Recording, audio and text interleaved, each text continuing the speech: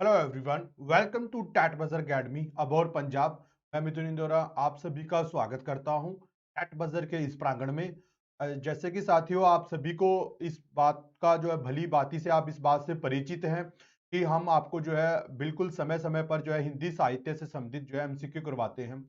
ये प्रश्न हमारे लिए आगामी परीक्षा हिंदी साहित्य की जो मास्टर कैडर होने वाली है उसके लिए काफी जो है आपको जो लाभ पहुंचाने वाले हैं। ये आप इनको बड़े ही ध्यान से कीजिएगा। साथ ही साथ साथियों, अगर आप हमारे टैट बजर अकेडमी के प्लेटफॉर्म के साथ जुड़ना चाहते हैं तो आपके पास जो स्क्रीन पर नंबर दिखाई दे रहे हैं, इन नंबरों के माध्यम से आप हमें संपर्क कर सकते हैं।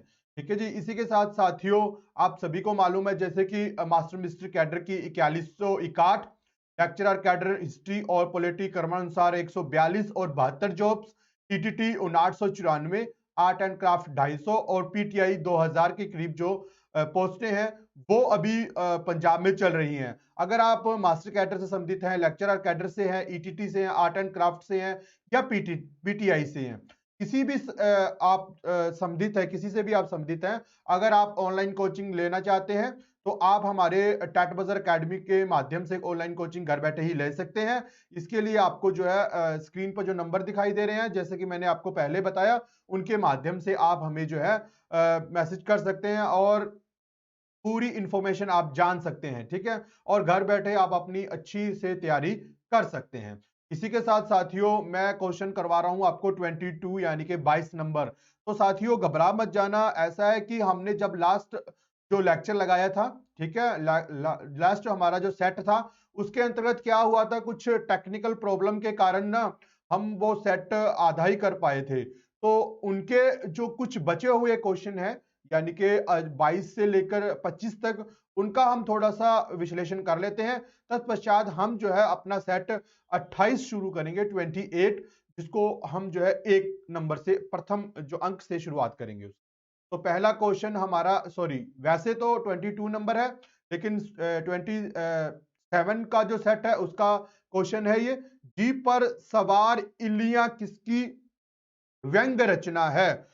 जीप पर सवार इल्लियां किसकी व्यंग रचना है? ए हरिशंकर परसाई, बी केपी सक्सेना, सी शरद जोशी या डी रविंद्रनाथ त्यागी। तो सी ऑप्शन हमारा बिल्कुल राइट आंसर है, शरद जोशी। जीप पर सवार इल्लियां जो है शरद जोशी की रचना है, तो सी ऑप्शन हमारा बिल्कुल राइट आंसर है। ज्ञान राशि के संचित कोश का नाम साहित्य है, यह कथन किसका है? ज्ञान राशि का संचित कोश का नाम साहित्य है, यह कथन किसके द्वारा कहा गया है? ए महावीर प्रसाद द्विवेदी, बी हजारी प्रसाद द्विवेदी, सी श्याम सुंदर दास या डी नगेंद्र। तो ज्ञान राशि के संचित कोश का नाम साहित्य है, यह कहा था महावीर प्रसाद द्विवेदी जी ने। तो ए ऑप्शन बिल्कुल राइट आंसर है जी। ए ऑप्शन बिल्कुल राइट आंसर है जी, महावीर प्रसाद द्विवेदी। ठीक है जी। महावीर प्रसाद द्विवेदी के नाम पर जो है द्विवेदी युग पड़ा जी, द्विवेदी युग, जो कि 1900 से लेकर 1920 तक माना जाता है। कुछ लोग इसको 1918 तक भी मानते हैं क्योंकि छायावाद जो है इसका प्रारंभ मानते हैं। वो भी जयशंकर प्रसाद की जो कृति है झरना, 1918 में, तो इस कारण इसका जो है प्रारंभ माना जाता है। तो ए ऑप्शन हमारा बिल्कुल राइट आंसर है कि ज्ञान राशि के संचित कोश का नाम साहित्य है। यह कथन जो है महावीर प्रसाद द्विवेदी जी का है। मुझे चांद चाहिए किस विधा की रचना है? मुझे चांद चाहिए किस विधा की रचना है? ए निबंध है, बी नाटक है, सी उपन्यास है या डी कविता है। तो मुझे चांद चाहिए, ये जो है ये विधा है उपन्यास, उपन्यास विधा है। मुझे चांद चाहिए किस विधा की रचना है? तो मुझे चांद चाहिए विधा रचना है उपन्यास, सी उपन्यास। उपन्यास जो है इसको कहा जाता है मुझे चांद चाहिए। मुझे चांद चाहिए सुरेंद्र वर्मा का है।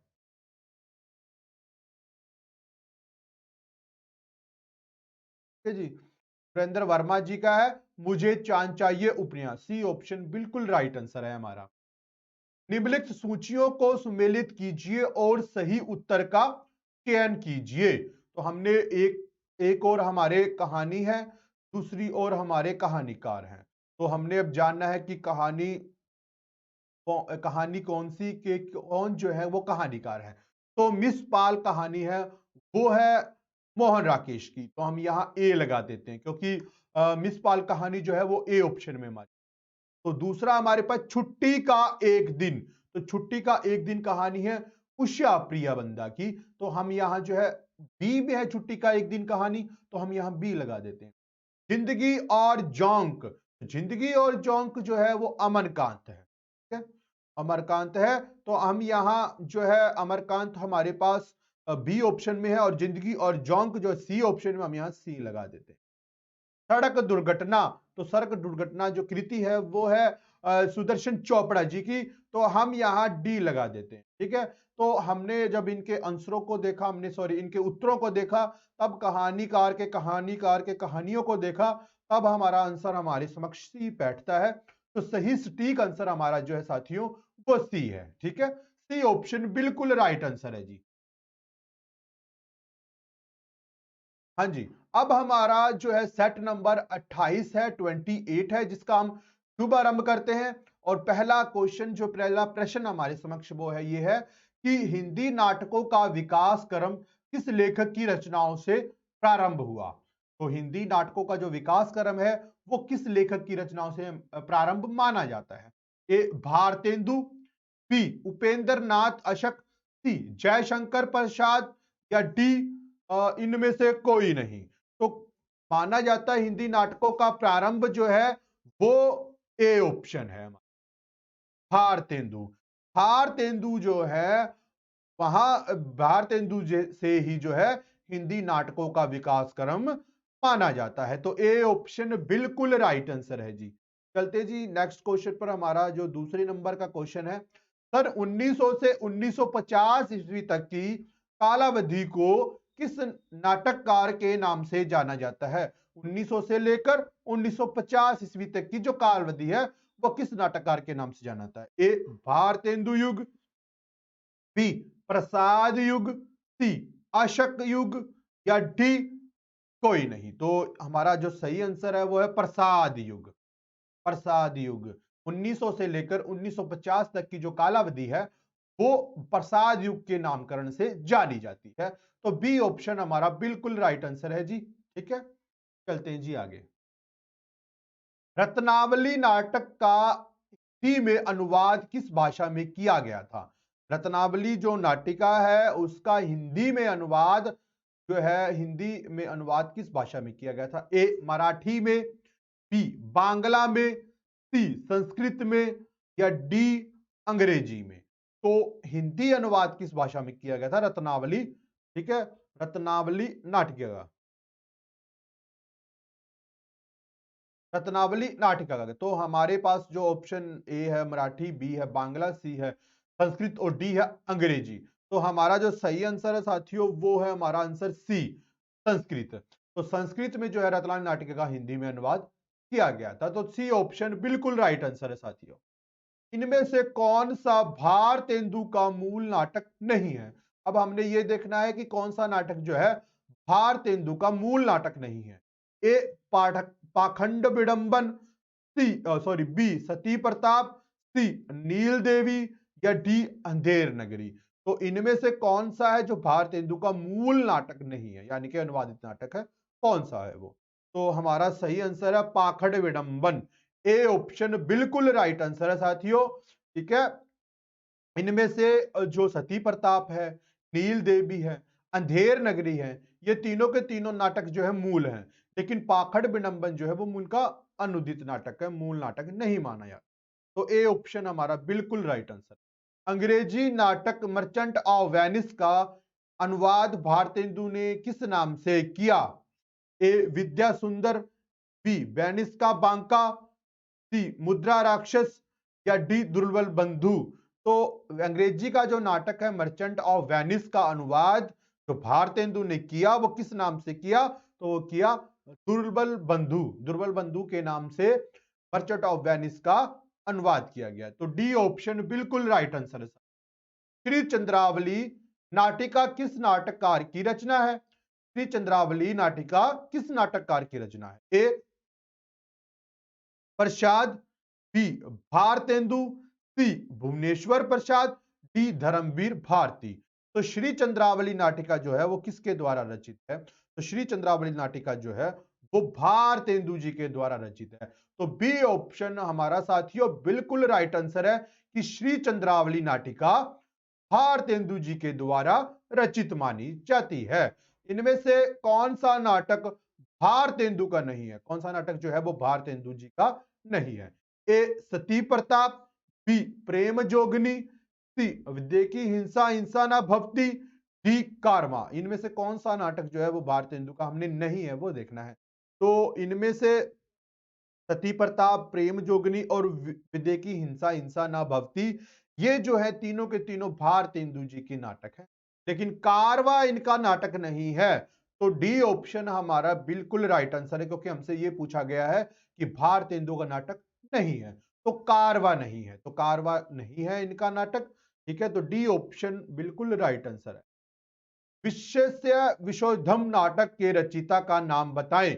विश्य विशोधम नाटक के रचयिता का नाम क्या है? ए भारतेंदु, बी उपेंद्र नाथ अशक, सी लक्ष्मी नारायण मिश्र और डी विष्णु प्रभाकर। तो विश्व विशोधम नाटक के जो रचयिता हैं वो कौन है? विश्व विशोधम नाटक के जो रचयिता माने गए हैं वो माने गए भारतेंदु। तो ए ऑप्शन हमारा बिल्कुल राइट आंसर है कि जो सही आंसर भारतेंदु जी है, और भारतेंदु जी द्वारा रचित नाटक है विशिष्य विश्वशोधम। ठीक है जी, तो ए ऑप्शन बिल्कुल सही है। संस्कृत नाटक प्रबोध चंद्रोदय का अनुवाद भारतेंदु जी ने किस नाम से किया? ए पाखंड विडंबन, बी नील देवी, सी धनंजय विजय और डी रत्नावली।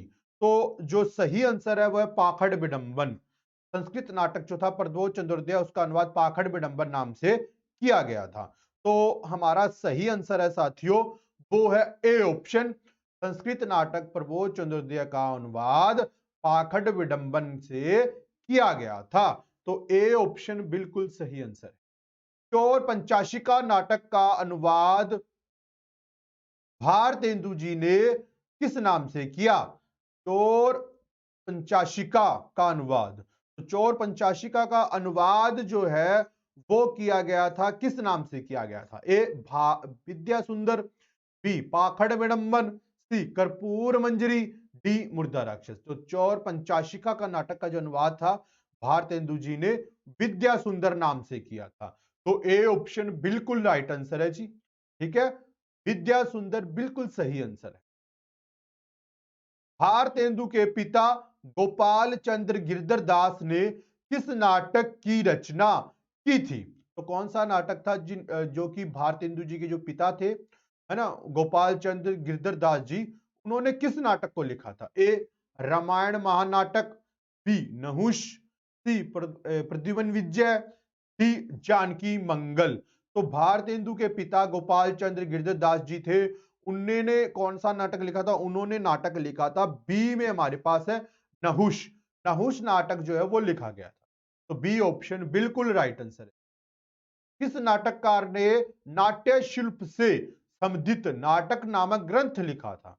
कौन सा नाटककार है जिन्होंने नाट्य शिल्प से संबंधित जो है नाटक लिखा था? ए जयशंकर प्रसाद, बी ब्रज बल्लभ मिश्र, सी भारतेंदु, डी धर्मवीर भारती। तो कौन से नाटककार है जिन्होंने नाट्य शिल्प से संबंधित नाटक नामक ग्रंथ का लिखा था? वो है सी ऑप्शन में हमारे पास भारतेंदु। भारतेंदु जी जो है इन्होंने नाट्य शिल्प से संबंधित, है ना, नाट्य शिल्प से संबंधित नाटक नामक ग्रंथ लिखा था। तो सी ऑप्शन बिल्कुल राइट आंसर है। इसी के साथ साथियों, अगर आप हमारे फ्री व्हाट्सएप ग्रुप के साथ जुड़ना चाहते हैं, फ्री व्हाट्सएप ग्रुप का हिस्सा बनना चाहते हैं, तो आपने बड़ा ही आसान सा काम करना है। सबसे पहले आपने अपना नेम यानी कि नाम, पेपर, आप जिस पेपर की भी आप जो कोचिंग ऑनलाइन लेना चाहते हैं उस पेपर को आपने टाइप करना है। जैसे हिंदी साहित्य के से संबंधित मास्टर कैडर की अगर आप तैयारी करना चाहते हैं तो आप हिंदी साहित्य मास्टर कैडर उसको टाइप करेंगे। सिटी यानी कि शहर का नाम, अपने गांव का नाम, अगर किसी गांव से भी संबंधित है तो ठीक है, मेल फीमेल जेंडर ये सब आपने टाइप कर स्क्रीन पर जो नंबर दिखाई दे रहे हैं इनके माध्यम से आपने मैसेज कर देना है, फिर आप जो है एक फ्री व्हाट्सएप ग्रुप का हिस्सा बन जाएंगे। इसी के साथ साथियों, आप अगर Punjabi master mister cadre, Hindi master mister cadre या एसएसटी मास्टर मिस्टर कैडर के साथ सम्मिलित हैं, इसके लिए आप हमें जो है मैसेज के साथ आप ऐड तो हो सकते हैं, फ्री ग्रुप का हिस्सा बन सकते हैं। साथ ही साथ आप अगर आप कोचिंग लेना चाहते हैं तो आपके लिए जो है लाइव प्लस रिकॉर्डिंग क्लास से कंप्लीट सिलेबस ऑनलाइन कोचिंग के माध्यम से आपको करवाया जाएगा।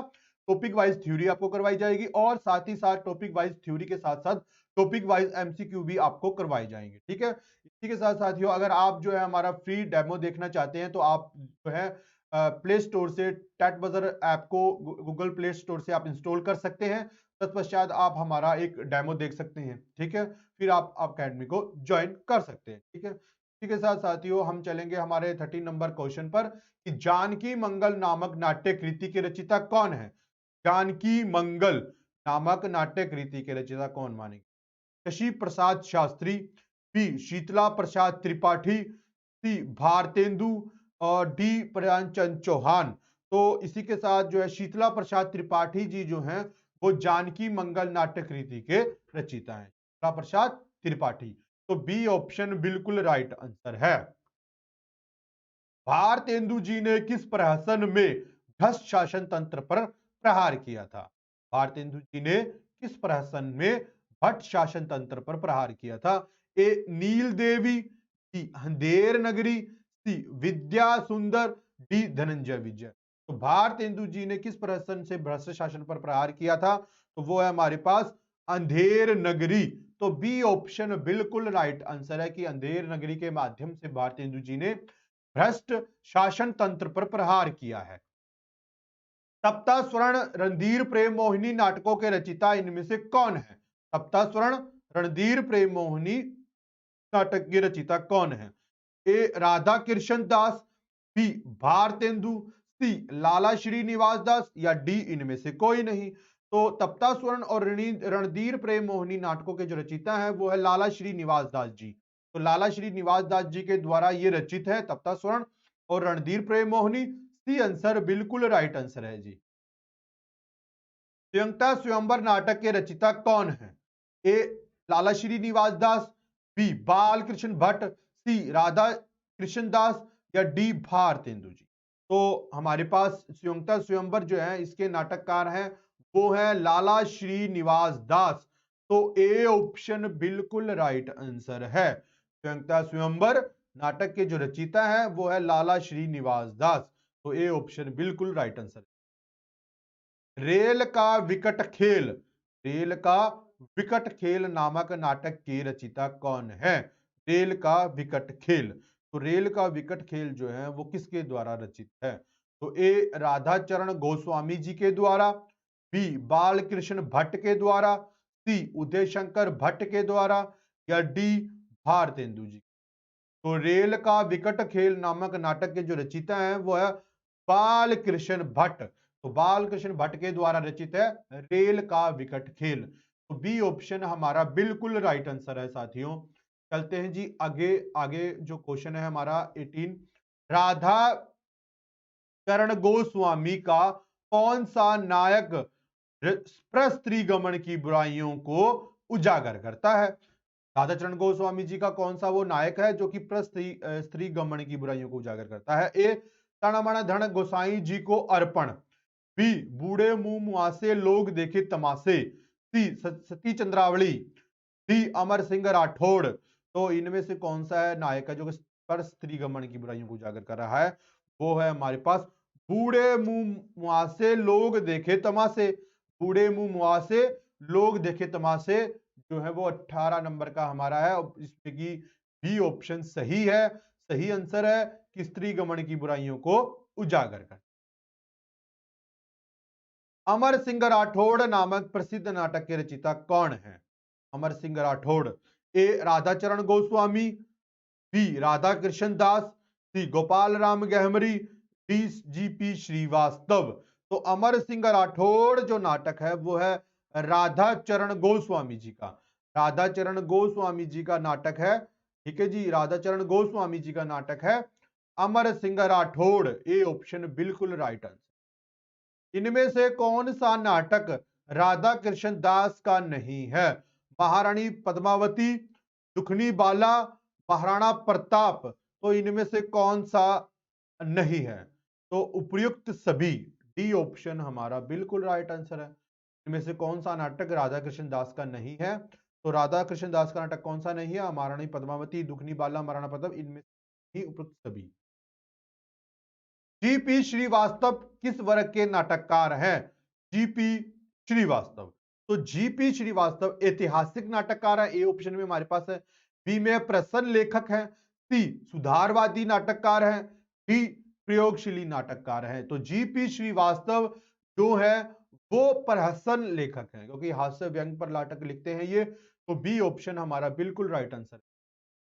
इन सूचियों को सुमेलित करते हुए सही विकल्प का हमने जो है चयन करना है। तो अंधेर नगरी, अंधेर नगरी, अंधेर नगरी किसके द्वारा रचित नाटक मान है? अंधेर नगरी, अंधेर नगरी।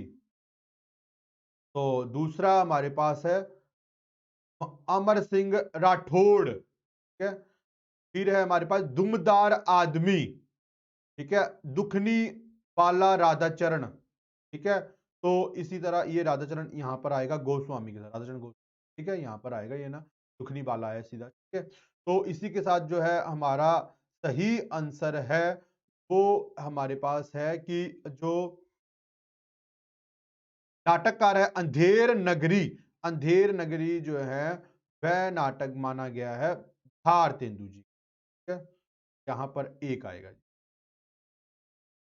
अमर सिंह राठौड़, अमर सिंह राठौड़ किसके द्वारा रचित नाटक है? अमर सिंह राठौड़, तो ये है राधा कृष्ण दास जी का। यहां पर हम दो लगा देते। दुमदार आदमी, दुमदार आदमी, तो ये है जेपी श्रीवास्तव जी का। यहां पर हम तीन। दुखनी बाला राधाचरण गोस्वामी, यहां हम चार लगा देते, ठीक है। तो इसी तरह साथियों हमारा सही आंसर जो होगा वो होगा हमारा ये ऑप्शन में थोड़ा सा मुझे लग रहा है गड़बड़ है। आप ये लगा लीजिए, अंधेर नगरी जो है भारतेंदु यहां से है, ठीक है। अमर सिंह राठौड़ राधा राधा राधा कृष्ण दास का है, ठीक है। तो दुमदार आदमी जो है ये है हमारा जेपी श्रीवास्तव जी का है, और दुखनी बाला ये राधाचरण गोस्वामी जी का, ठीक है। दुखनी बाला ये राधाचरण गोस्वामी जी।